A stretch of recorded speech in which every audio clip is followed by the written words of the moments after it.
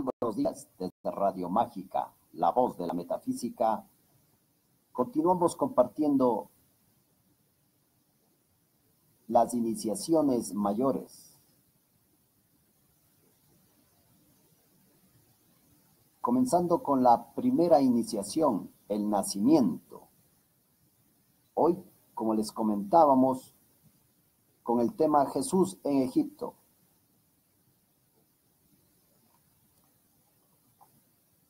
Debido a la matanza de los niños decretada por Herodes el Grande, la Sagrada Familia tuvo que huir. El arcángel Gabriel le advirtió a José que debían dejar el país inmediatamente. Entonces tomaron una caravana que se dirigía hacia la mítica ciudad de Petra, y en un momento se separaron y siguieron camino hacia Egipto. El arcángel Gabriel los cubrió con el manto blanco de la invisibilidad, y de esta manera se salvaron. María y Jesús prometieron darle la ascensión a cada niño asesinado por Herodes. María, cuando llegó a la desembocadura del Nilo, saludó a Serapis Bey y entró al templo de la llama de la ascensión, donde posteriormente recibió un entrenamiento de parte del maestro bajo un ardiente sol. En Egipto, Jesús, María y José vivieron en lo que actualmente es el antiguo Cairo, en una pequeña casita cerca del río Nilo, a orillas del cual a Jesús le gustaba jugar. Hoy en día, la humilde casita viene a ser la cripta de una pequeñísima iglesia copta. El barrio sigue igual a como era en la época de Jesús. La Madre María cuenta: me recuerdo saliendo de nuestra pequeña morada y mirando hacia el río Nilo, donde Jesús solía jugar. Observé a ese hermoso niño muy cerca del cocodrilo más grande que jamás había visto. Esta enorme criatura tenía la boca abierta. Confieso que por un momento pensé que quizás este era el fin de nuestro sueño, y aún entonces no me permití registrar el temor, al menos no por más de un instante.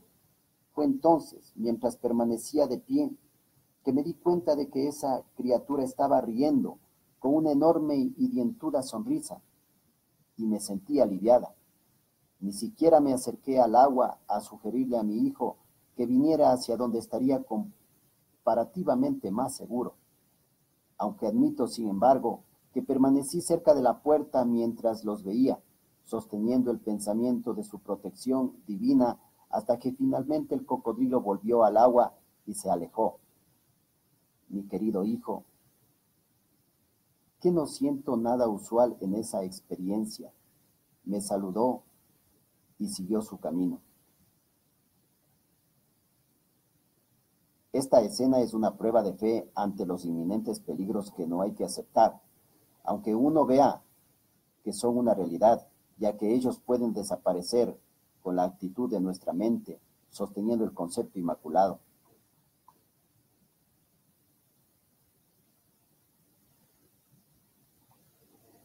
María tejió un cesto en el cual Jesús solía sentarse y flotar en el agua, a orillas del río Nilo, mientras ella le contaba historias de Moisés y de otros personajes del Antiguo Testamento. Jesús aprendió mucho de María acerca del reino elemental, ya que ella tenía el poder de entrar en comunión consciente con los miembros de este reino. María hizo amistad con el gran Deva del río Nilo llamado Hapi, poniéndose de acuerdo con él para que no inundara las tierras. Ella instruyó a Jesús acerca del espíritu del río Nilo, de cómo familiarizarse con el elemento agua y dominarlo. Esto fue lo que le permitió a Jesús caminar sobre las aguas en el lago de Tiberíades. Reconociendo el elemento tierra en lo líquido, también fue lo que le dio poder para calmar la tormenta y hacer la pesca milagrosa. Jesús, María y José vivieron por un tiempo cerca del templo de Karnak, dedicado a Amón-Ra, a pocos pasos del templo de Luxor. Cuando tenían cerca de 3 años de edad, Jesús ingresó en el retiro de Luxor para su entrenamiento. María solía llevar a Jesús al templo. En este tiempo, El niño tenía una larga cabellera dorada, portaba una simple túnica blanca de lino que ella le había tejido y calzaba sandalias que José le había fabricado. En Luxor, Jesús se sometió a la misma disciplina rigurosa que los adultos recibían.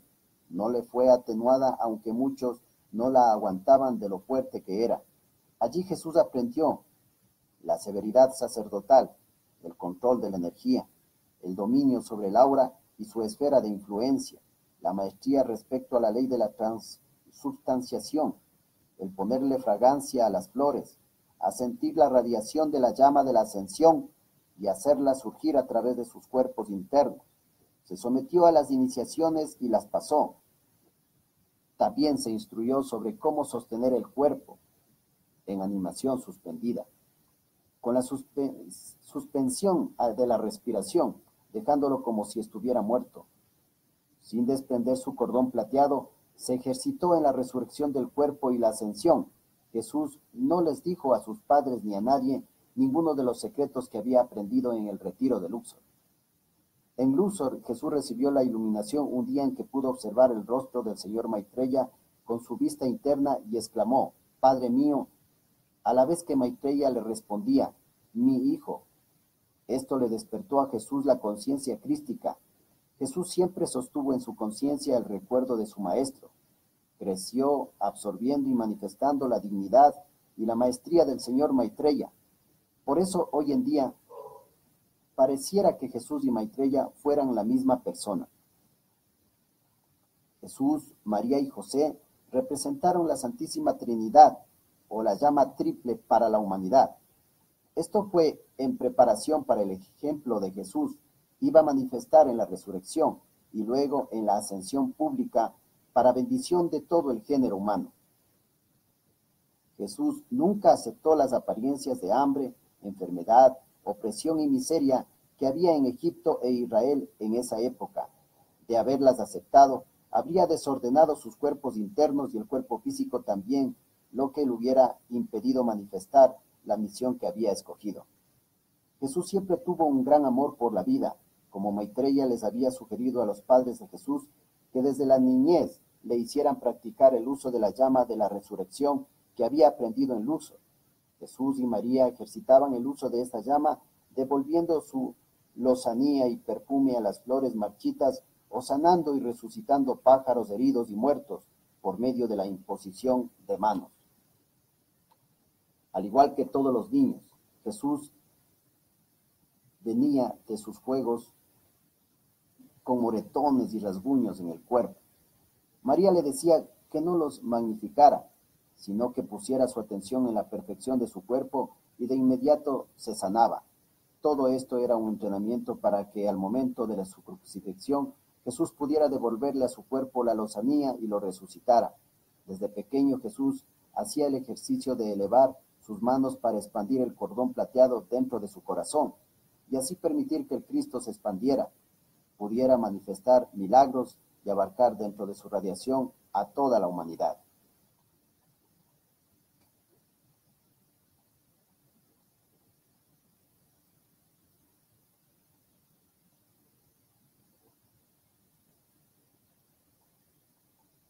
Serapis Bey.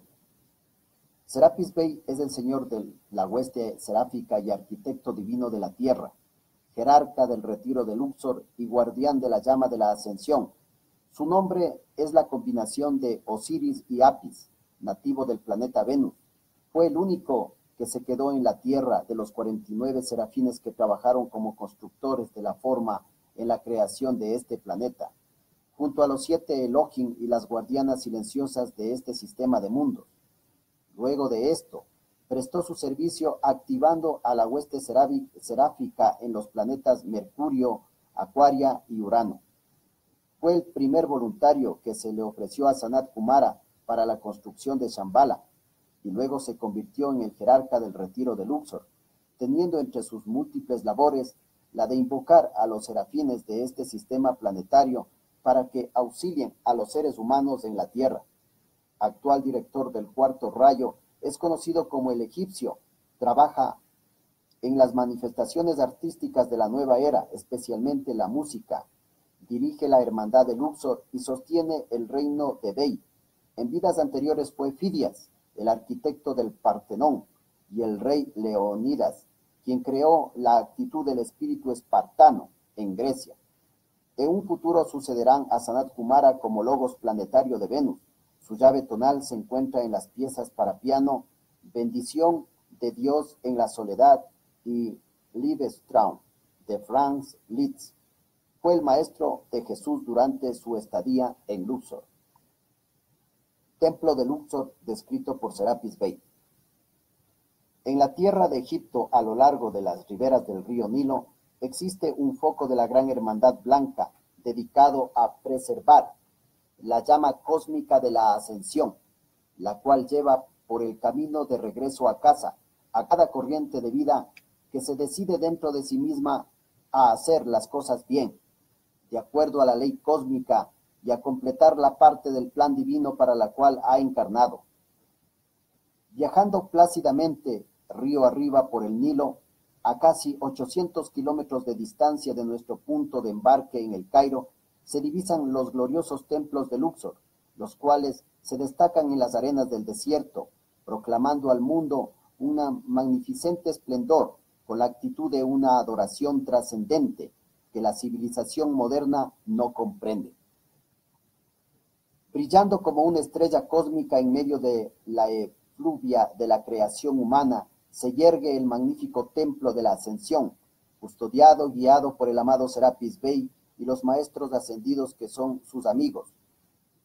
Ubicado en las riberas del río Nilo, que forma una franja vital de fertilidad en Egipto, este templo ha sido visitado a menudo tanto por el neófito como por el estudiante espiritual que busca más luz y entendimiento en su sendero individual de regreso a casa.